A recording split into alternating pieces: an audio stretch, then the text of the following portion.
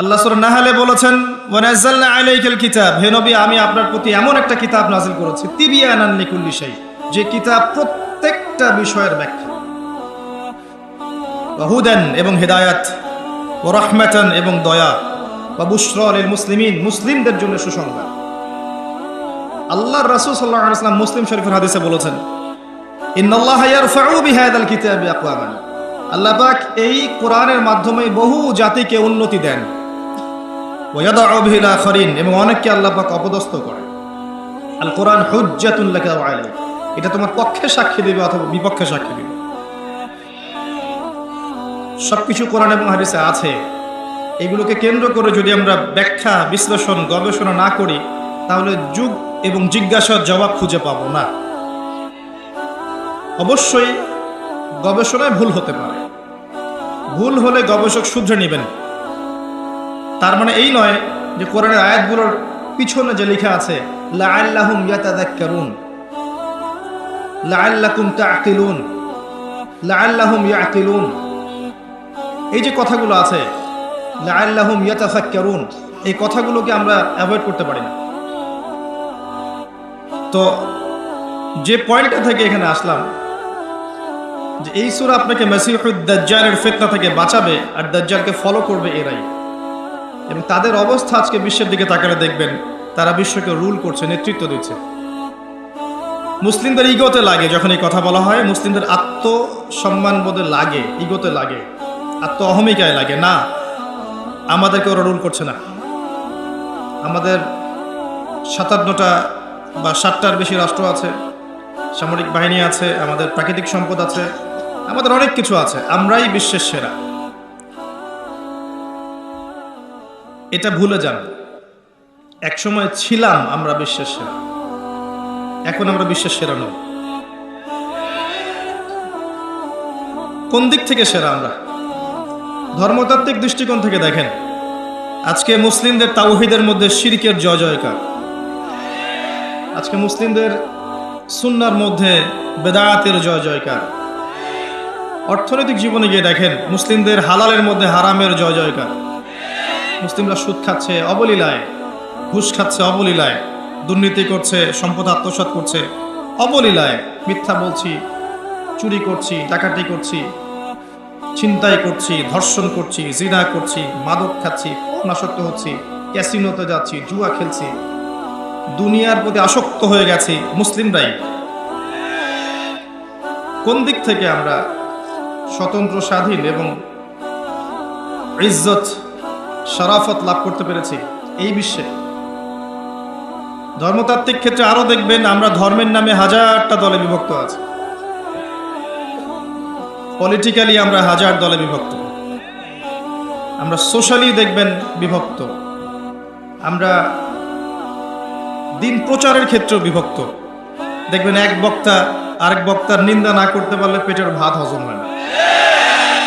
দেখবেন একজন আলেম আরেকজন আলেমকে গালি না দিলে তার দিনের দাওয়াত নাকি হচ্ছে না, এবং এটার দলিল হচ্ছে তা'মুরুনা বিল মা'রুফ ওয়া তানহাউনা আনিল মুনকার। মাশাআল্লাহ।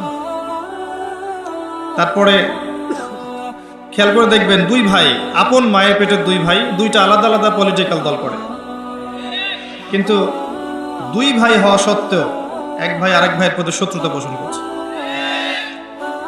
প্রত্যেকটা সেক্টরে আপনি যান, সামাজিক, পলিটিক্যাল, ইকোনমিক, ধর্মতাত্ত্বিক, প্রতিটা দেখবেন আমরা সেক্টেরিয়ালি ডিভাইডেড। আমরা বিভিন্ন ধর্ম এবং গোত্রে, দলে এবং উপদলে বিভক্ত, এবং এক একটা দলের শাখা দলও আছে, অনেক উপদলও আছে, এবং সবাই দাবি করছে যে আমরাই হকপন্থী এবং আমরাই জান্নাতের ডিলার, তোমার লিজ লাগলে আসো নিয়ে যাও। তো কোনখানে আমাদের শক্তি? আচ্ছা, একটা আয়াত কোরআনে মনে হয় আছে, আপনারা কি পড়েছেন? সূরা আলে ইমরানের 103 নম্বর আয়াতে, কোরআনে সম্ভবত আছে আয়াতটা, এটা বেদে নাই, এটা বাইবেলে নাই, এটা তাওরাত, জাবুর, ইনজিলে সম্ভবত ছিল না। ওয়া'তাসিমু বিহাবলিল্লাহি জামিআন ওয়া লা তাফাররাকু, তোমরা মুমিনরা, ইমানদার যারা আছো তারা আল্লাহর রজ্জুকে শক্ত করে আঁকড়ে ধরো, একত্রিত হয়ে, ঐক্যবদ্ধভাবে। এই আয়াতটা কি বেদে আছে ভাই? বাইবেলে না কোরআনে? আয়াতটা আমরা জানি না মনে হয়, জাদুঘরে আছে আয়াতটা। যখন একটা আয়াত কোরআনে থাকে, দুটো আদেশ, ওয়া'তাসিমু বিহাবলিল্লাহি জামিআন ওয়া লা তাফাররাকু। আল্লাহ রজ্জু মানে কি? কোরআন, সুন্নাহ এবং দ্বীন ইসলাম। এর চেয়ে বেশি ব্যাখ্যার তো প্রয়োজন নাই। এটাকে আল্লাহ বলেছেন ঐক্যবদ্ধভাবে আঁকড়ে ধরতে। এটার কি তাফসীরের প্রয়োজন হয়? ওয়ালা তাফাররাকু, এবং দলে দলে বিভক্ত হয়েও না তোমরা। বিভক্তিটা কি জনগণ করে? আম জনগণ, যারা ফলোয়ার্স, যারা মুকাল্লিদ, তারা কি বিভক্তির স্রষ্টা? আয়াতটা কোরআনে আছে।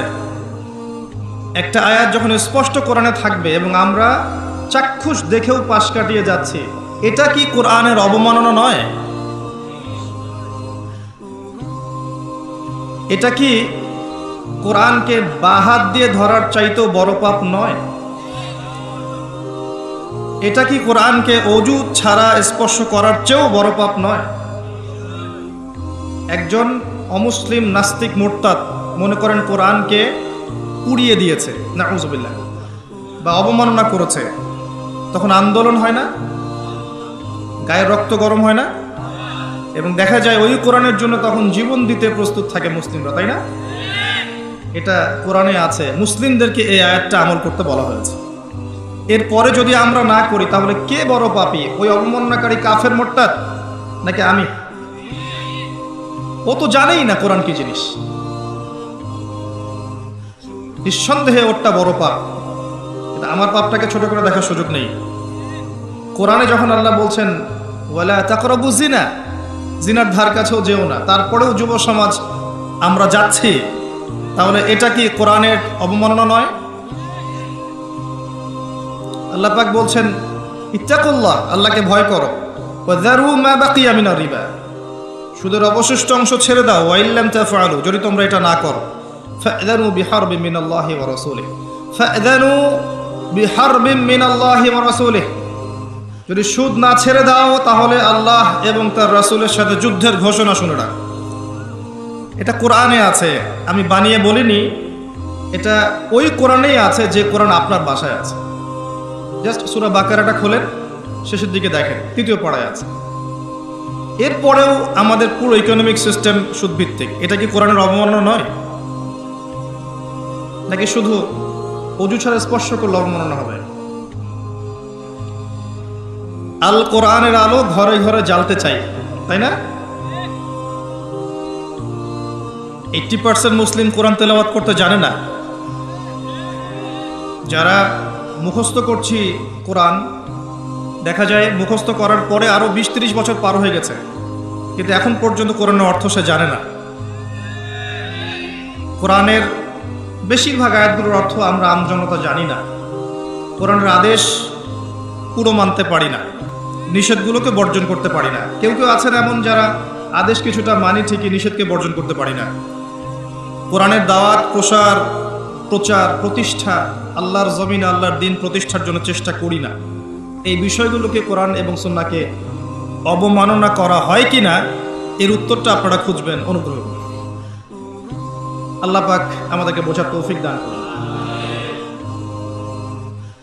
এগুলো কোরআনে আছে এবং কোরআনকে নিয়ে আল্লাহ পাক চিন্তা ভাবনা করতে বলেছেন। এবং আল্লাহ বলেছেন যে কোরআনকে আমি উপদেশ গ্রহণের জন্য সহজ করে দিয়েছি। সূরা কমার আয়াত নম্বর 17, 22, 32, 40 একই সূরা 4 বার বলা হয়েছে। ওয়ালাকাদ ইয়াসসারনাল কুরআনা লিযিকর ফাহাল মিন মুদ্দাকির, নিঃসন্দেহে আমি কোরআনকে বোঝার জন্য, উপদেশ গ্রহণের জন্য সহজ করেছি। কেউ কি আছো উপদেশ গ্রহণকারী? কি উত্তর দিবেন আল্লাহ পাকের এই প্রশ্নের? আমরা জানি যে কোরআনের সবকিছু একজন সাধারণ মানুষের পক্ষে, ছাত্রের পক্ষে বোঝা সম্ভব নয়, কিন্তু মুহকামাত বিষয়গুলো কি বোঝা সম্ভব নয়? যেগুলো স্পষ্ট আর যেগুলো আমরা বুঝবো না, নিঃসন্দেহে কোথায় যাবেন?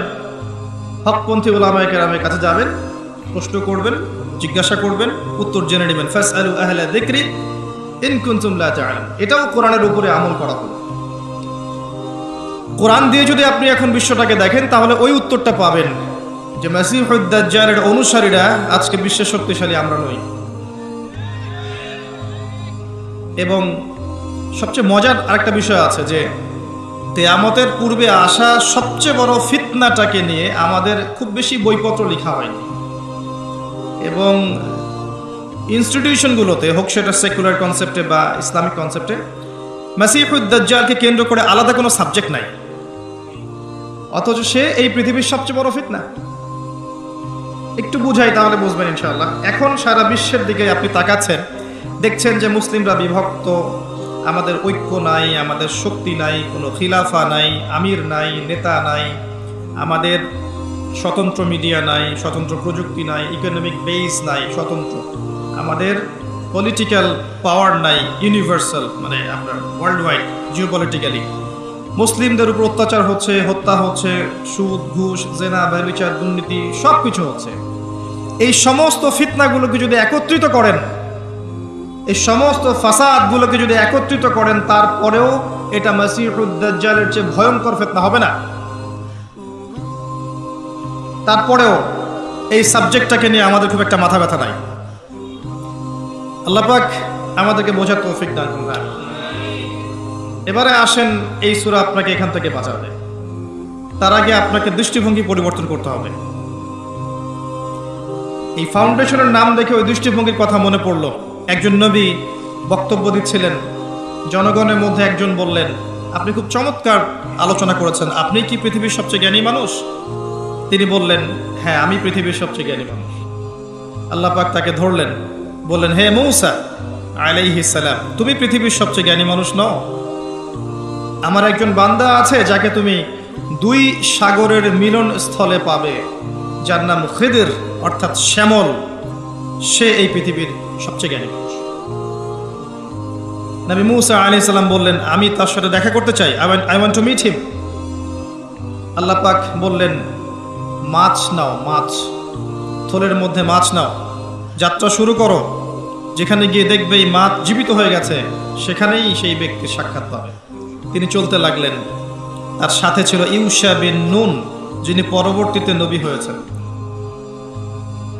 এক পর্যায়ে তিনি রাস্তা ভুল করলেন এবং ক্লান্ত হয়ে পড়লেন। অনেকদিন বলেছি, জীবনে আপনার চলার পথ যদি ভুল হয়, আপনি দ্রুত ক্লান্ত হয়ে যাবেন। আজকেও যদি আপনার জীবনের চলার পথ আল্লাহ এবং তার রাসূলের আনুগত্যের দিকে না হয়, অতি দ্রুত আপনি ক্লান্ত হয়ে যাবেন, শেষ বয়সে সুইসাইড করে মরতে হতে পারে। যদি আপনার জীবনের চলার পথ আল্লাহর পথে হয়, শেষ বয়সেও আপনি হুঙ্কার ছাড়তে পারবেন ইনশাআল্লাহ। বাংলাদেশে এমন বরেণ্য অনেক ওলামায়ে কেরাম আছেন এবং চলে গেছেন, শেষ বয়সে গিয়েও দেখবেন দিনের জন্য কি মেহনতটাই না করেছে, এবং কমই ঘরানা থেকেই তারা বেশি ছিলেন, আমার অবজারভেশন, এটা আমার মত।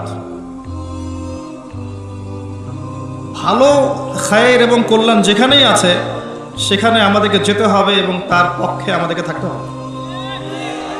যদি এমন হয় যে আপনার সামনে দাঁড়িয়ে কেউ আপনাকে থাপ্পড় দিয়েছে, কিন্তু যে থাপ্পড় দিয়েছে তার মধ্যে এমন কিছু আছে যেটা উম্মার জন্য কল্যাণকর, তাহলে আপনার এই সৎসাহস থাকা উচিত এটা বলার যে তার মধ্যে খায়ের আছে। এটাই হচ্ছে ওমর রাদিয়াল্লাহু আনহুর মতো মানুষদের সুন্নাহ, যারা মনের দিক থেকে খুব স্বচ্ছ হন, স্পষ্টভাষী হন। যাই হোক, মূসা আলাইহিস সালাম আবারও ফিরে আসলেন, তার সঠিক রাস্তায় ফিরে আসলেন। ওই ব্যক্তির সাক্ষাৎ পেলেন, দেখলেন তিনি একটা সাখরার উপর বসে আছেন, অর্থাৎ পাথরের উপর বসে আছেন। শেষ জামানার সবচেয়ে জ্ঞানী মানুষ যারা হবেন, তাদের চরিত্রটাও পাথরের মতো হতে হবে, সামান্য বাতাসে ঝরে যাবে না। এরপর তিনি তাকে সালাম দিলেন। খিদির আলাইহিস সালাম বললেন, এই জনমানব শূন্য জায়গায় সালাম কোত্থেকে আসলো? নবী মূসা আলাইহিস সালাম বললেন, আমি বানু ইসরাইলের মূসা। তুমি কি বানু ইসরাইলের মূসা? হ্যাঁ, আমি বানু ইসরাইলের মূসা। এর অর্থ হচ্ছে খিদির আলাইহিস সালাম বানু ইসরাইল ছিলেন না। আজকের স্টেট অফ ইসরায়েলকে আমরা বলতে চাই যে তোমরা পৃথিবীর সবচেয়ে জ্ঞানী মানুষ নও।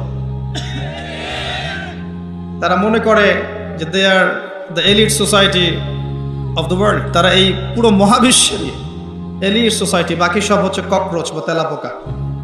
তারা এমনটাই মনে করে, তাদের ইগো আছে। কিন্তু আল্লাহ পাক কোরআনে বলছেন সে খিদর আলাইহিস সালাম বানু ইসরাইলের অন্তর্ভুক্ত ছিল না। বানু ইসরাইল কি? তাদের নবী মূসা আলাইহিস সালামকে আল্লাহ পাক বলেছেন তুমি পৃথিবীর সবচেয়ে জ্ঞানী মানুষ নও। খিদর আলাইহিস সালাম যখন তার পরিচয় ব্যক্ত করলেন, তখন মূসা আলাইহিস সালাম বললেন যে আমি কি আপনার সাথী হতে পারি, এই উদ্দেশ্যে যে আল্লাহ পাক আপনাকে যা শিখিয়েছেন সেখান থেকে আপনি আমাকে কিছু শেখাবেন। হাল আত্তাবিউক আলা আন তুআল্লিমানি মিম্মা উল্লিমতা রুশদা, সূরা কাহফ পড়ে দেখেন। ক্বালা, এরপরে খিদর আলাইহিস সালাম বলছেন ইন্নাকা লান তাসতাতিআ মাইয়া সাবরা, হে মূসা তুমি তো আমার সাথে ধৈর্য ধরতে পারবে না। কেমন টিচার, স্টুডেন্ট আসছে শিখতে, টিচার বলছে তুমি তো সবর করতে পারবে না। কি পরিমাণ প্রজ্ঞা থাকলে, কি পরিমাণ দূরদর্শিতা থাকলে একজন শিক্ষক বলতে পারেন তুমি তো ধৈর্য ধরতে পারবে না। আপনি একটা বাচ্চাকে, একটা না 100টা বাচ্চাকে পড়ান 1 বছর, ফাইনাল পরীক্ষার আগে আপনি বলতে পারবেন যে এই 5 জনের মধ্যে ভালো করবে এই 6 জন, এই 10 জন ভালো করবে না। এটা আপনি বলতে পারবেন না। কিভাবে? আপনি কি গায়েব জানেন না? কিভাবে? প্রজ্ঞা, আপনার বাসীরা, আল্লাহর নূর দিয়ে দেখছেন আপনি, এবং এটা আপনার অভিজ্ঞতা। ওই যে মালায়েকা কি বলেছিল, আতাজআলু ফিহা মা ইউফসিদু ফিহা ওয়া ইয়াসফিকু দিমা, আল্লাহ আপনি এমন কাউকে সৃষ্টি করতে যাচ্ছেন পৃথিবীতে যে পৃথিবী থেকে 2টা কাজ করবে, অনলি 2টা, রক্তপাত ঘটাবে, ফাসাদ সৃষ্টি করবে। তাকায় দেখেন বিশ্বের দিকে, মানুষ প্রত্যেকটা সেকশনে ফাসাদ সৃষ্টি করেছে এবং একে অপরের রক্তপাত ঘটিয়েছে, স্টিল নাও ঘটিয়ে যাচ্ছে, আগামীতেও ঘটাবে ইনশাআল্লাহ। তাহলে কি ফেরেশতারা গায়েব জানতেন? বসিরা, প্রজ্ঞা। এই যে ইন ফিউচার যে কিছু কথা বলা হয়, যেমন দাজ্জাল এমনটা করতে পারে, সে আকাশ নিয়ন্ত্রণ করবে, এই আকাশ নিয়ন্ত্রণের অর্থ এমনটা হতে পারে যে সে পুরো এই আকাশে যে টেকনোলজি আছে, প্রযুক্তি আছে, এটাকে নিয়ন্ত্রণ করবে। তার হাতে রুটির পাহাড় থাকবে, এর অর্থ এমনও হতে পারে যে সে পুরো বিশ্বের ইকোনমিক সেকশনটা নিয়ন্ত্রণ করে ফেলবে।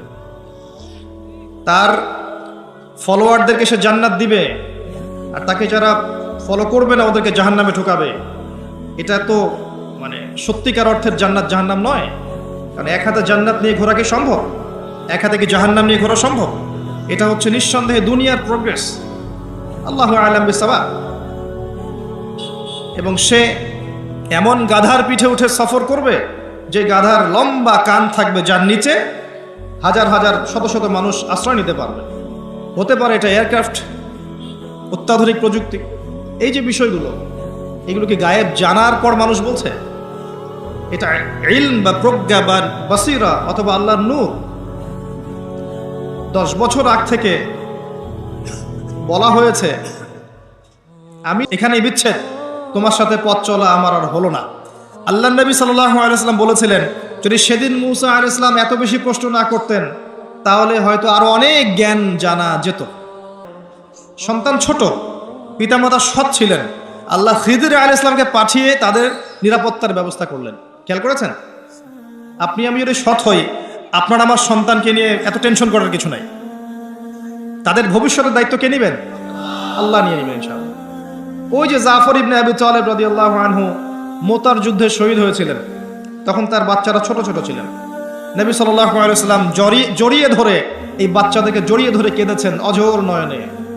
তিনি একজন মানুষ ছিলেন, আর এটা আল্লাহর রহমত যে তিনি কেঁদেছেন কষ্টে। তাকে আল্লাহ দেখিয়েছেন এই যে মোতার যুদ্ধ, যেখানে মাত্র 3000 মুসলিম সৈন্য আর 2 লক্ষ রোমান সৈন্য, যুদ্ধ কি সম্ভব? এরপরেও মাত্র 12 জন সাহাবী শাহাদাত বরণ করেছেন এই যুদ্ধে। 3000-এর মধ্যে মাত্র 12 জন, তার মধ্যে 3 জন সেনাপতি, একজন যায়েদ ইবনে হারেসা, নাম মুখস্থ রাখবেন। 2 নম্বর আব্দুল্লাহ ইবনে রাওয়াহা রাদিয়াল্লাহু আনহু, 3 নম্বর জাফর ইবনে আবি তালেব রাদিয়াল্লাহু আনহুম আজমাইন। একজন শহীদ হচ্ছেন, আল্লাহ রাসূলকে দেখানো হচ্ছে, তিনি বলছেন এই মাত্র যায়েদ শহীদ হলো, এই মাত্র আব্দুল্লাহ বিন রাওয়াহা শহীদ হলো, এই মাত্র জাফর শহীদ হলো। এখন পর্যন্ত নবী সাল্লাল্লাহু আলাইহি ওয়াসাল্লামকে যদি আমরা সালাম জানাই, দরুদ পড়ি, আল্লাহর ফেরেশতারা এই দরুদগুলো কালেক্ট করে নবী পর্যন্ত পৌঁছে দেন। তো জাফর রাদিয়াল্লাহু আনহুর শাহাদাতের সময় নবী সাল্লাল্লাহু আলাইহি ওয়াসাল্লাম খুব কষ্ট পেয়েছেন, মনক্ষুণ্ণ হয়েছেন। কিছুক্ষণ পরে আবার মুচকি হেসেছেন। তখন সাহাবীরা জিজ্ঞাসা করেছেন যে আপনি হাসছেন কেন ইয়া রাসূলুল্লাহ সাল্লাল্লাহু আলাইহি ওয়াসাল্লাম? নবীজি বলছেন সাল্লাল্লাহু আলাইহি ওয়াসাল্লাম, আমি এইমাত্র দেখলাম জাফর আমাকে সালাম দিয়ে গেছে। এইমাত্র দেখলাম যে তাকে তার 2 কাটা হাতের বিনিময়ে আল্লাহ পাক 2টা জান্নাতের পাখা দিয়েছে এবং এটা দিয়ে সে জান্নাতে ঘুরে বেড়াচ্ছে এবং ফল খাচ্ছে। তার বাচ্চাদেরকে নবী সাল্লাল্লাহু আলাইহি ওয়াসাল্লাম আদর করেছেন, কেঁদেছেন। ওই বাচ্চা বড় হয়ে পরবর্তীতে তার বাবা যে পথের পথিক ছিল তারাও সেই পথের পথিক হয়েছেন। তাদের বাচ্চার ভবিষ্যৎ নিয়ে টেনশন করতে হয়েছে? হয়নি। পিতামাতা সৎ হলে বাচ্চা কাচ্চার ভবিষ্যতে টেনশন করতে হয় না। একটা কথা বলতে চাই, এই 3 জন সাহাবী শাহাদাত বরণ করার পরে আল্লাহ রাব্বুল আলামিনের একজন তরোয়াল সাইফ, তিনি পতাকা হাতে নিয়েছেন এবং তার হাতে আল্লাহ পাক এই যুদ্ধে মুসলিমদের বিজয় দান করেছেন। তার নাম কে বলতে পারবেন? শুকরান। খালিদ বিন ওয়ালিদ রাদিয়াল্লাহু আনহু জীবনের একটা বড় পর্যায় পর্যন্ত ইসলামের বিপক্ষে ছিলেন, এমনকি উহুদের যুদ্ধে মুসলিমদের বিপক্ষে ছিলেন। তার একার শৌর্যবীর্যে উহুদের দিন মুসলিমদের মধ্যে অনেক সাহাবী শহীদ হয়ে গেছেন এবং প্রায় 70 জন, এবং মুসলিমদেরকে একটা বিপর্যয়ের সম্মুখীন হতে হয়েছে একজনের কীর্তির কারণে, খালিদ বিন ওয়ালিদ রাদিয়াল্লাহু আনহু। শোনেন, উমর রাদিয়াল্লাহু আনহু অস্ত্র হাতে বের হয়েছেন নবী সাল্লাল্লাহু আলাইহি ওয়াসাল্লামকে হত্যা করার জন্য। সেই উমর রাদিয়াল্লাহু আনহুকে আল্লাহ পাক ইসলামের দ্বিতীয় খলিফা বানিয়েছেন। সেই খালিদ বিন ওয়ালিদ রাদিয়াল্লাহু আনহুকে আল্লাহ পাক মুতার যুদ্ধে এমন শৌর্যবীর্য দিয়েছিলেন যে তিনি বলছেন আমার হাতে ওই দিন 9টা তরোয়াল ভেঙেছে। কয়টা? 9টা তরোয়াল আমার হাতেই ভেঙেছে। তাহলে চিন্তা করেন কতজন কাফেরকে সে জাহান্নামে পাঠিয়েছে। আমি একটা বিষয় বলার জন্য কথাটা বললাম, এখন যারা ইসলামের বিপক্ষে আছে প্রত্যেকটা সেকশনে উপর থেকে নিচ পর্যন্ত কাউকে আন্ডার এস্টিমেট করবেন না। সবার কাছে ইসলামের দাওয়াত পৌঁছাতে হবে। এমন হতে পারে এখন যারা ইসলামের স্পষ্ট বিরোধিতা করছে এই মানুষগুলোর মধ্য থেকেও আল্লাহ পাক ওমর এবং খালিদ বের করতে পারে। ইসলাম সাম্প্রদায়িকভাবে দাওয়াত দিবেন, আমভাবে সবার কাছে ইসলামের দাওয়াত পৌঁছে দেওয়ার চেষ্টা করতে হবে। আল্লাহ পাক তৌফিক দান করবেন।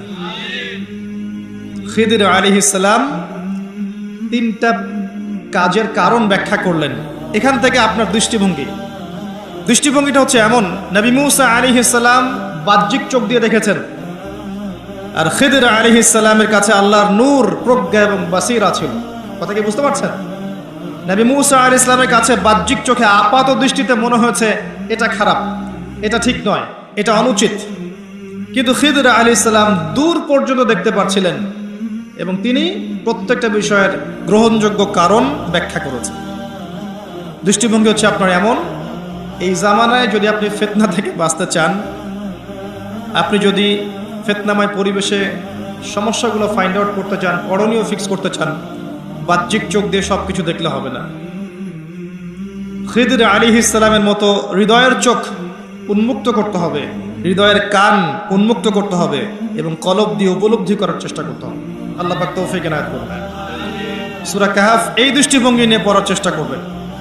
ইসলাম, বর্তমান বিশ্ব, বর্তমান অর্থনীতি, বর্তমান রাজনীতি, বর্তমান পরিস্থিতি, ফিতনা ফাসাদ সবগুলোকেই শুধু বাহ্যিক চোখ দিয়ে দেখলে আপনি ভুল করবেন। বাহ্যিক চোখ দিয়ে দেখা শিখিয়েছে পশ্চিমা সভ্যতা। তারা মানব জাতিকে শিখিয়েছে যে জ্ঞান সেটাই যেটা পরীক্ষা নিরীক্ষা পর্যবেক্ষণের মাধ্যমে লাভ করা যায়, এর বাইরে জ্ঞানের কোনো অস্তিত্ব নেই। কাদের সুন্নাহ? সূরা বাকারাতেই আছে, ওয়াইজ কুলতুম ইয়া মূসা, যখন তোমরা বলেছিলে হে মূসা, লান নুমিনা লাক হাত্তা নারাল্লাহা জাহরা, ততক্ষণ পর্যন্ত আমরা তোমার প্রতি ঈমান আনবো না যতক্ষণ না আল্লাহকে চাক্ষুষ দেখছি। আমরা এই যে চাক্ষুষ দেখার দর্শন কোত্থেকে আসছে? ওদের থেকেই আসছে। এখনো পৃথিবীতে ওরাই এই দর্শন দিয়ে যাচ্ছে। আর দর্শন সম্পর্কে আমার চেয়ে তারা ভালো জানে না, আমি তাই মনে করি। এই সাবজেক্টে আমি নিজে পড়াশোনা করেছি। তাদের দর্শন আমি আপনাকে খুব সুন্দর করে ব্যাখ্যা করতে পারবো ইনশাআল্লাহ। তাদের দর্শন এটা, তারা পুরো বিশ্বকে শিখিয়েছে, বুঝিয়েছে চাক্ষুষ যা দেখবেন সেটাই সত্য। যেমন আপনি চাক্ষুষ দেখছেন যে মানুষ মঙ্গল গ্রহে যাচ্ছে, পানির সন্ধান করছে, অতএব আপনি বিশ্বাস করে নেন যে পৃথিবী টিকুক আর না টিকুক, আমরা ভবিষ্যতে মঙ্গল যাচ্ছি ইনশাআল্লাহ। এবং বিভিন্ন গ্রহে তারা প্রাণের সন্ধান করছে এবং আমাদেরকে বোঝাচ্ছে এলিয়েন আছে বিভিন্ন গ্রহে। এলিয়েনে তারা বিশ্বাস করবে, কিন্তু মালায়েকা আল্লাহর ফেরেশতায় তারা বিশ্বাস করবে না। কারণ কি? আল্লাহর ফেরেশতা চোখে দেখা যায় না। আর কিছু কিছু প্রাণীকে ওরা এলিয়েনের শেপ দিয়েছে, এটা চোখে দেখা যায় শুনলাম, জানি না ঘটনা সত্য না মিথ্যা। আর আমি মনে করে নেই যে তারা যতগুলো কথা বলে তার 90% কথাই মিথ্যা বলে। ঠিক ওই রকম যে আয়াতুল কুরসি পড়ে ঘুমাতে হয়, আয়াতুল কুরসি পড়ে ঘুমাতে হয়, তাহলে একজন মালাক এসে আপনাকে পাহারা দিবেন, হেফাজত করবেন। এই হাদিসটাকে বর্ণনা করেছে বলেন ইবলিস। হ্যাঁ, নবী করিম সাল্লাল্লাহু আলাইহি ওয়াসাল্লাম বলেছেন সে যা বলে সে সব কথা মিথ্যাই বলে, কিন্তু এই কথাটা সে সত্য বলেছে। তো তাদের ব্যাপারে আমার দৃষ্টিভঙ্গি এরকম। তো চাক্ষুষ যা দেখবে তাই বিশ্বাস করবে। এই কারণে সারা বিশ্বে এমন একটা দর্শন সৃষ্টি করেছে যে মুসলিমদের মধ্যে এখন ব্রেইন ওয়াশিং ফিলোসফি চলছে। মুসলিমরাও চাক্ষুষ না দেখলে কিছু বিশ্বাস করতে চায় না। স্পেশালি এই জেনারেশনকে, এই ইয়াং জেনারেশন যারা আছে, এদেরকে বোঝানো একটা বিষয় খুব কঠিন। কারণ তারা চাক্ষুষ দেখতে চায়, প্রমাণ চায়, এভিডেন্স চায়। যেমন শিখিয়ে দিয়েছে এই মহাবিশ্ব সৃষ্টি হয়েছে বিগ ব্যাং থেকে, তাই না? মহাবিস্ফোরণ থেকে। এর বাইরে তারা কিছু বিশ্বাস করবে না। কিন্তু আমরা যখন কোরআন থেকে দলিল দিচ্ছি, আল্লাহ পাক সূরা আম্বিয়া এর 30 নম্বর আয়াতে বলেছেন, আওয়ালাম ইয়ারাল্লাযীনা কাফারু আন্নাস সামাওয়াতি ওয়াল আরদা কানাতা রাতকান ফাফাতাকনাহুমা। কাফেররা কি লক্ষ্য করে দেখে না যে আসমান সমূহ এবং জমিন একটা বিন্দুর মধ্যে ছিল, একসাথে ছিল, একত্রিত ছিল। ফাফাতাকনাহুমা, এরপর আমরা এটাকে পৃথক করে দিয়েছি। আমি আল্লাহ এটাকে পৃথক করে দিয়েছি। এই যে বিগ ব্যাং এর দলিল সূরা আম্বিয়া পাওয়া গেল। এভাবে দিলে ইয়াং জেনারেশন বিশ্বাস করছে।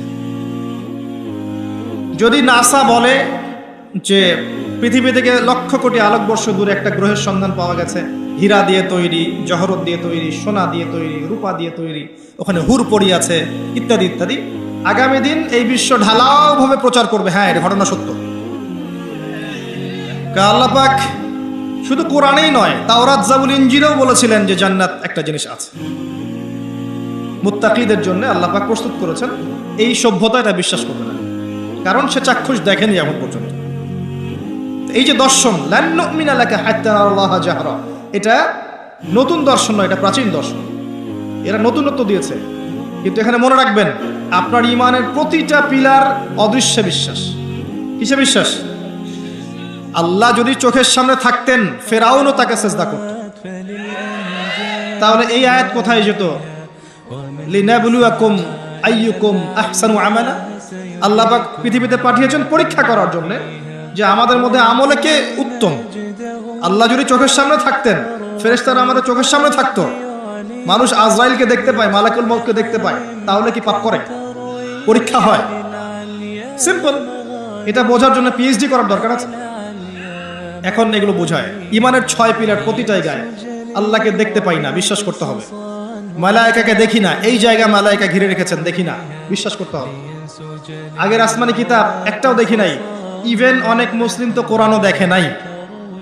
এমনও মুসলিম আছে কোরআন দেখে নাই, জানে যে একটা কোরআন বলে একটা কিতাব আছে, বাবা মারা গেলে খুলে পড়তে হয়, বা হুজুরকে ডেকে আনে পড়াতে হয়। নিজে পড়ার তো তৌফিক হয় নাই, হুজুরকে ডেকে এনে পড়াতে হয়। আর এক শ্রেণীর মাশাআল্লাহ সেরকম মানুষও বের হয়েছে, কন্টাকে পড়ে দিবে, পকেট ভর্তি করে বাসা চলে আসবে। সেও চিন্তা করেছে যাক একে বাগে পাওয়ার এটাও একটা বুদ্ধি। এরকম পরিণত হওয়া উচিত। যেমন সন্তান তেমন পরিণতি হয়েছে। যাই হোক, আসমানি কিতাব সব আমরা দেখি নাই, বিশ্বাস করতে হবে। নবী রসুলগণ সবাইকে দেখেছেন? আমাদের নবীকেও তো দেখি নাই, দেখেছি, বিশ্বাস করতে হবে। ওয়াল ইয়াউমিল আখির, পরকালের জীবন, কবরের আযাব, ঠিক আছে, পুনরুত্থান, মিজান, পুলসিরাত, জান্নাত জাহান্নাম দেখেছি, বিশ্বাস করতে হয়। ওয়াল কদরি খাইরিহি ওয়া শাররিহি, তাকদীরের ভালো মন্দ দেখেছি, বিশ্বাস করতে হয়। এই যে ঈমানের 6 পিলার গায়েব নয়, অবশ্যই গায়েব। এই গায়েবের উপর যারা বিশ্বাস করছে এরাই হচ্ছে মুত্তাকি। যালিকাল কিতাব লা রাইবা ফিহি হুদাল লিল মুত্তাকিন আল্লাযীনা ইউমিনুনা বিল গায়ব। কারা মুত্তাকি? যারা এই গায়েবে বিশ্বাস করে, ঈমানের 6 পিলারে বিশ্বাস করে। আসেন এই জ্ঞানতাত্ত্বিক দর্শনটা ঠিক করেন আগে। জ্ঞান আল্লাহর পক্ষ থেকে আসে। কার পক্ষ থেকে আসে? ওয়াকুলিল হাক্কু মির রাব্বিকুম, এই সূরাতেই আছে 29 নম্বর আয়াতে। ওয়াকুলিল হাক্কু মির রাব্বিকুম, হক সেটাই যেটা তোমার রবের পক্ষ থেকে নাজিল হয়। সুবহানাল্লাহ। হক, সত্য মিথ্যা, ন্যায় অন্যায়, ভালো মন্দের মানদণ্ড সেটাই যেটা তোমার রবের পক্ষ থেকে নাজিল হয়েছে। কি নাজিল হয়েছে রবের পক্ষ থেকে? মানুষের মস্তিষ্ক প্রসূত বিদ্যা, বুদ্ধি, দর্শন, কনস্টিটিউশন, কি নাজিল হয়েছে? আল্লাহর কিতাব। যখন তাওরাত নাজিল হয়েছিল, তাওরাতই ছিল হক। যখন জাবুর নাজিল হয়েছিল, জাবুরই ছিল হক। যখন ইনজিল নাজিল হয়েছে, ইনজিলই ছিল কি? হক। এখন আছে কোরআন, কিয়ামত পর্যন্ত থাকবে কি? কোরআন। তাহলে হক বাতিলের মানদণ্ড কি? অবশ্যই এর ব্যাখ্যায় সুন্নাহ আসবেই, আসবে না? নাকি শুধু কোরআন মানবেন, সুন্নাহ মানবেন না? এক শ্রেণীর মানুষ বের হয়েছেন এখন, শুধু কোরআন মানি, সুন্নাহ হাদিস মানি না, সুন্নাহ মানি না। এটা আরেকটা বড় ফিতনা। আল্লাহ পাক কোরআনে বলেছেন যে ওয়ামা আতাকুমুর রাসূলু ফাখুযুহু ওয়ামা নাহাকুম আনহু ফান্তাহু। রাসূল তোমাদেরকে যা দিয়েছেন সেটা কি করো? গ্রহণ করো। আর রাসূল যা থেকে নিষেধ করেছেন তা থেকে দূরে থাকো। হাদিস না মানলে কিভাবে এর উপর আমল করবে? তো এই ফিতনায় পা দিয়েন না। হাদিস আল্লাহর পক্ষ থেকেই এসেছে, এটা আলাদা কোন উৎস থেকে আসেনি। ওয়ামা ইয়ানতিকু আনিল হাওয়া ইন হুয়া ইল্লা ওয়াহয়ু ইউহা। রাসূল সাল্লাল্লাহু আলাইহি ওয়াসাল্লাম নিজের মন গড়া কোনো কথা বলেন না, তিনি ওইটাই বলেন যে আল্লাহর পক্ষ থেকে ওয়াহি করা হয়। সো কোরআন এবং সুন্নাহ ছাড়া হকের অন্য কোনো মানদণ্ড আছে? নাই। এবার আসেন, এই কোরআন এবং সুন্নাহ যদি ইলমের মানদণ্ড হয়, জ্ঞানের উৎস হয়, তাহলে আমাদের এর উপর কিছু করণীয় আছে না? আমাদের করণীয় হচ্ছে প্রথমত আল কোরআনকে পড়তে শেখা। কি করণীয়? প্রথম, তারপরে নিয়মিত তেলাওয়াত করতে শেখা বা চর্চা করা। এরপর আমাদের কাজ হচ্ছে কোরআনের অর্থগুলোকে বোঝা, কোরআনের আদেশগুলোকে মেনে চলার চেষ্টা করা, নিষেধগুলোকে বর্জনের চেষ্টা করা, এবং কোরআনের দাওয়াত মানুষের দুয়ারে দুয়ারে পৌঁছে দেওয়ার চেষ্টা করা। আল্লাহ পাক আমাদের সবাইকে তৌফিক দান করুন, আমিন। দৃষ্টিভঙ্গি বুঝলেন, খিদর আলাইহিস সালামের মতো হওয়ার চেষ্টা করেন। এরপরে আপনি সূরা কাহফটা পড়ার চেষ্টা করেন। প্রত্যেক জুমার দিন পড়তে হয়। প্রথম দিকের আয়াতগুলো মুখস্থ করার চেষ্টা করেন, প্রথম 10, কমপক্ষে শেষের 10। কিছু আয়াত মুখস্থ করে ফেলবেন, এতে আপনার লাভ আছে। আমার পরামর্শ, সূরা বাকারার প্রথম 5টা আয়াত পড়া যাবে না? সূরা ফাতিহা তো পারেন, মাশাআল্লাহ। সূরা ফালাক, নাস, ইখলাস, সূরা কাফিরুন, সূরা বাকারার 255 নম্বর আয়াত, আয়াতুল কুরসি, শেষের 3টা আয়াত। তারপরে আপনার সূরা হাশরের শেষের 3 আয়াত, সূরা জিন প্রথম 10, সূরা কাহফ প্রথম 10, শেষের 10, সূরা মুলক, সূরা ইয়াসিন, সম্ভব হলে সূরা আর রহমান, সূরা ওয়াকিয়া। এই যে আয়াতগুলো আছে এগুলো একটু মুখস্থ করার চেষ্টা করা যায় না? পারবো না ইনশাল্লাহ? সারা বছরে আমরা এখন পর্যন্ত মাশাআল্লাহ 100-200 বই পড়ি নাই? পড়েছি ইনশাআল্লাহ, পড়েছি না? আমরা বই পড়েছি, উপন্যাস পড়েছি, আমরা বাংলা, ইংরেজি, অঙ্ক, ফিজিক্স, কেমিস্ট্রি, বায়োলজি, মাশাআল্লাহ অনেক কিছু পড়েছি, পড়ি নাই? আল্লাহ আমাদেরকে তৌফিক দান করুন, আমরা যেন আল কোরআন পরিপূর্ণরূপে মুখস্থ করতে না পারলেও আমরা যেন আংশিক হলেও মুখস্থ করতে পারি। আল্লাহ পাক আমাদের সবাইকে তৌফিক ইনায়াত করুন, আমিন। এরপরে আমি শেষ করার আগে সূরা কাহফের কিছু বিষয় আপনাদের সাথে শেয়ার করবো ইনশাআল্লাহ। সেটা হলো সূরা কাহফ আপনাকে শেষ জামানা থেকে বাঁচাবে ইনশাআল্লাহ। এর মধ্যে একটা গল্প আছে, আসহাবুল কাহফের গল্প। কার গল্প? এই আসহাবুল কাহফের গল্পটাকে খুব ভালো করে পড়বেন। পড়লে আপনি বুঝতে পারবেন যে এই গল্পের মধ্যে এমন কিছু একটা আছে যেটা আপনাকে মাসিহুদ দাজ্জাল, সমসাময়িক ফিতনা এবং চলমান বৈশ্বিক ফিতনাগুলো থেকে বাঁচাবে ইনশাআল্লাহ। তাদের মূল কাজটা ছিল এই যে তারা ঈমান নিয়ে এসেছিল, প্রথমে ঈমানটা গোপন রেখেছে, এরপর ঈমানটাকে প্রকাশ করেছে, ঈমানের দাওয়াত মানুষকে দিয়েছে। দাওয়াত দেওয়ার পর কিছু মানুষ, মানে বেশিরভাগ মানুষই তাদের দাওয়াত কবুল করেনি। তারা ওই জায়গা থেকে হিজরত করে চলে গেছে, চলে গিয়ে একটা গুহায় আশ্রয় নিয়েছিল। সেখানে আল্লাহ পাক তাদেরকে 300 বছর ঘুম পাড়িয়ে রেখেছে। ঠিক আছে, ঘুম পাড়িয়ে রাখার পর আল্লাহ পাক উঠিয়েছেন এমন সম্প্রদায়ের কাছে যেই সম্প্রদায় পরকালে বিশ্বাস করত না। আল্লাহ পাক এই ঘটনার মধ্য দিয়ে আল্লাহ রাব্বুল আলামিন পরের জেনারেশনের মানুষকে শিক্ষা দিয়েছেন যে পরকালটা সত্য। আসহাবুল কাহফ এমন একটা যুগের মধ্যে ছিলেন যেই যুগটা কিন্তু বর্তমান আধুনিক দাজ্জালের সভ্যতার মতোই ছিল। সেখানেও এরকম শিরিক ছিল, সুদ ছিল, জিনা ছিল, আপনার কুফরি ছিল, হারাম সব কিছু ছিল। আপনি মিলিয়ে দেখবেন তারা ওই যুগেই থেকেছেন। এ যুগেও যারা আসহাবুল কাহফের মতো ঈমান নিয়ে আসবে, ঈমানকে চর্চা করবে, তারপরে দাওয়াত প্রদান করবে এবং ঈমান প্রতিষ্ঠার চেষ্টা করবে, এক পর্যায়ে তারা দেখতে পারবে যে পরিস্থিতি তাদের অনুকূলে থাকছে না। এই সময় আপনার কাছে অপশন হচ্ছে ফিতনা থেকে টোটালি নিজেকে ডিসকানেক্টেড করে স্বতন্ত্র থাকার চেষ্টা করা। নিজে থাকুন, নিজের পরিবার নিয়ে থাকুন, নিজের সাধ্যের মধ্যে দিনের দাওয়াতে কাজ করতে থাকুন, ফিতনাময় পরিবেশ থেকে নিজেকে সরিয়ে রাখুন। কম কথা বলেন, কম মানুষের সাথে মেশেন, ফিতনায় কম যান। আপনি আপনার নিজের আহাল পরিবারকে নিয়ে ইসলামকে নিয়ে চলার চেষ্টা করেন। আপনার সাধ্যমতো যতটুকু করার এতটুকু করেন। আর যদি এক সময় দেখেন ফিতনায় মোটেই টিকতে পারছেন না, আসহাবুল কাহফ যেমন করে ডিসকানেক্টেড হয়ে গেছে, এভাবে ফিতনাময় পরিবেশ থেকে নিজেকে আড়াল করে নেন। এই একটা মাত্র অপশন আছে যদি আপনি এই ফিতনাময় জর্জরিত পরিবেশ থেকে নিজেকে সেভ করতে চান। প্রথমেই ওই লেভেলে যাওয়ার প্রয়োজন নেই, প্রথমে আগে তাদের মতো ঈমান নিয়ে আসেন, এরপরে ঈমানের চর্চা করেন, ঈমান প্রচার করেন, দিনের প্রচার প্রসার প্রতিষ্ঠার চেষ্টা করেন, সমস্যা আসলে ফেস করতে থাকেন। একটা পর্যায়ে গিয়ে যদি দেখেন যে আপনি কোনোভাবেই ফিতনাময় পরিবেশে টিকতে পারছেন না, তখন সেখান থেকে আপনি সরে যান। সরে গিয়ে নিজের পরিবার এবং আপনার মতো করে যারা চিন্তা করে তাদের সাথে মিলেমিশে থেকে দিন নিয়ে টিকে থাকেন। তারপরেও ফিতনাময় পরিবেশে চলে যায় না। এছাড়া আপনার কাছে বৈশ্বিক ফিতনাময় পরিবেশ থেকে বাঁচার কোনো অপশন আছে বলে আমার জানা নেই।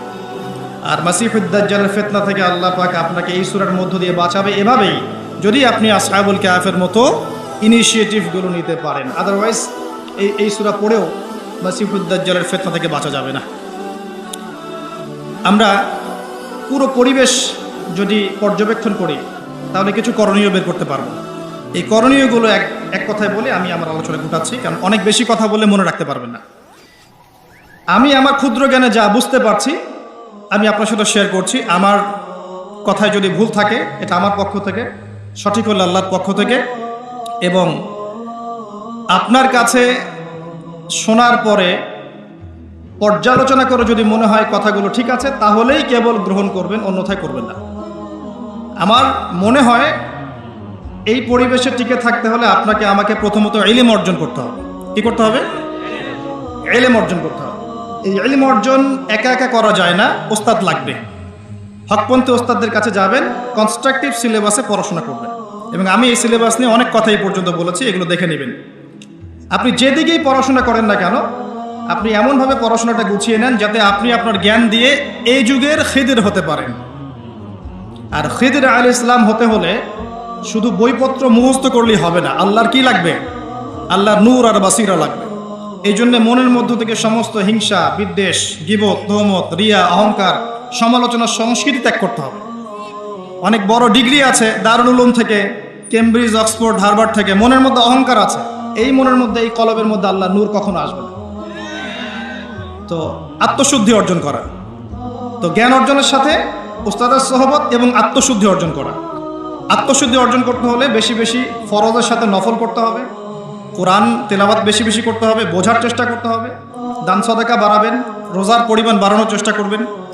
আপনি আরও চেষ্টা করবেন যাতে করে আপনার পরকাল কেন্দ্রিক স্মরণটা বেশি হয়, আল্লাহর জিকির বেশি করে করতে পারেন, আল্লাহ রাব্বুল আলামিনকে ডাকেন বেশি, দোয়া করেন বেশি, দেখবেন ইনশাআল্লাহ তাআলা আপনার কলব ও খিদর আলাইহিস সালামের মতো নূরান্বিত হবে ইনশাআল্লাহ তাআলা। ইলম অর্জনের পরে আমাদের কাজ হবে ইলম অনুযায়ী আমল করা। সোহবতে যাব, তাজকিয়া অর্জন করব, মাশাআল্লাহ, ঠিক আছে। ইলম অনুযায়ী আমল করার চেষ্টা করা। আল্লাহ পাক আমাকে এবং আপনাদের সবাইকে তৌফিক ইনায়াত করুন, আমিন। এরপরে আমাদের কাজ হবে হালাল রিজিক তালাশ করা। হারাম থেকে বের হয়ে এসে হালাল রিজিকগুলো তালাশ করা। ছোট্ট একটা জবই যদি করেন কোনো আফসোস করবেন না যদি সেটা হালাল হয়। যদি ছোট্ট একটা ব্যবসা করেন মোটেও মনক্ষুণ্ণ হবেন না যদি সেটা হালাল হয়। আপনার হালাল রিজিকে আল্লাহ পাক বারাকা দিবেন ইনশাআল্লাহ। আর হারাম রিজিকের পরিণাম কি হয় সেটা আমার চেয়ে আপনারা ভালো জানেন।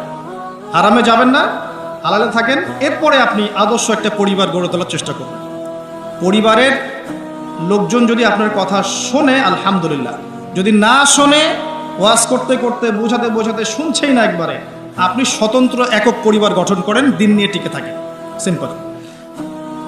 এরপরে আপনি যেটা করবেন, আল্লাহ পাক আপনাকে আমাকে যে সামর্থ্য দিয়েছেন কাউকে বলার, কাউকে বোঝার, কাউকে লিখার, কাউকে সংগঠিত করার, এক এক মানুষকে আল্লাহ পাক এক এক প্রতিভা দিয়েছেন, কাউকে জ্ঞান দিয়েছেন। এই প্রতিভাগুলোকে দ্বীন ইসলামের খেদমতে কাজে লাগানোর চেষ্টা করা।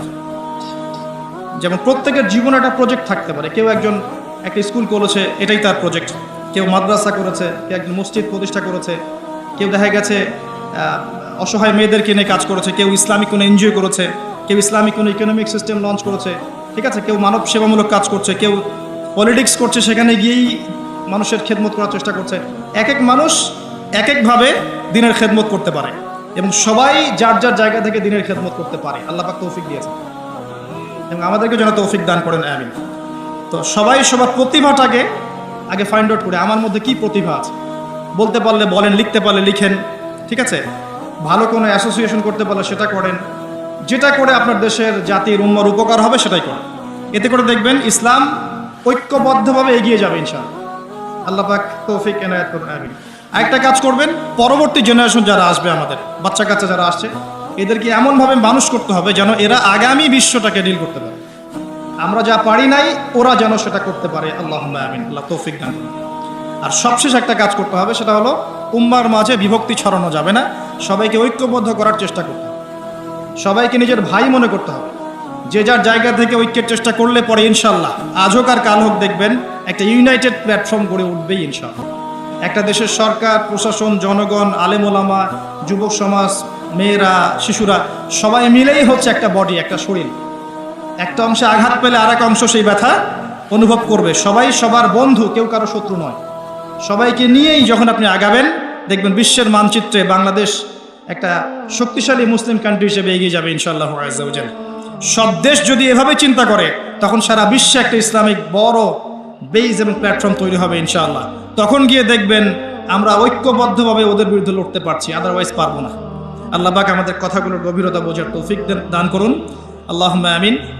আল্লাহ পাকের কাছে দোয়া করছি আল্লাহ পাক আমাদের সবাইকে পবিত্র কোরআন এবং সুন্নাহ অনুযায়ী জীবনযাপন করার তৌফিক ইনায়াত করুন, আমিন। আমাদের যুব সমাজকে আল্লাহ পাক দিনের জন্য কবুল করুন। আমাদের মা বোনদেরকে আল্লাহ পাক খাস পর্দায় থাকার তৌফিক দান করুন, দিনের খেদমত করার তৌফিক দান করুন। আল্লাহ পাক আমাদের বাচ্চা কাচ্চাদেরকে মানুষের মতো মানুষ করার তৌফিক ইনায়াত করুন। আল্লাহ পাক আমাদের প্রশাসন, সরকার, জনগণ সবাইকে হেদায়েত নসিব করুন। আলেম ওলামার মাঝে আল্লাহ পাক ঐক্য দান করুন। আল্লাহ রাব্বুল আলামিন আমাদের হায়াতে এবং রিজিকে বারাকা দান করুন। আল্লাহ পাক আমাদের মধ্যে যারা অসুস্থ আছে সবাইকে আল্লাহ পাক শেফায়ে কামেলা দান করুন। যারা মারা গেছেন আল্লাহ পাক সবাইকে মাফ করে দিন, আল্লাহুম্মা আমিন। সর্বোপরি আল্লাহ পাক আমাদেরকে যে যার জায়গা থেকে দিন ইসলামকে এগিয়ে নিয়ে যাওয়ার তৌফিক ইনায়াত করুন, আমিন। একদিনের মাহফিল নয় বরং 365 দিনের পাক্কা মুসলিম বানিয়ে দিন, আল্লাহুম্মা আমিন। আকুলু কওলি হাযা আস্তাগফিরুল্লাহ লি ওয়া লাকুম ওয়া লিসাইরিল মুসলিমিন। বারাকাল্লাহু লানা ওয়া লাকুম বিল আয়াতিল হাকীম ইন্নাহু তাআলা জাওয়াদুন কারীম রাউফুর রহিম। সুবহানাকাল্লাহুম্মা ওয়া বিহামদিক আশহাদু আল্লা ইলাহা ইল্লা আনতা আস্তাগফিরুকা ওয়া আতুবু ইলাইক। আসসালামু আলাইকুম ওয়া রাহমাতুল্লাহি ওয়া বারাকাতুহু।